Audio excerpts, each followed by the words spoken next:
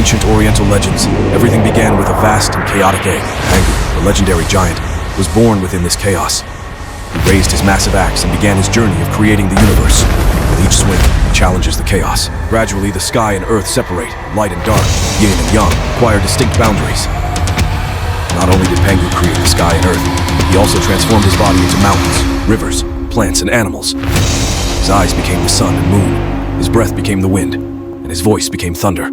When everything was complete, Pangu had exhausted his strength. The place where he fell became high mountains. His blood flowed into rivers and lakes. In this way, Pangu gave birth to a new world with his life. This legend is not just a figment of imagination about origins. It is a celebration of life, nature, and the universe.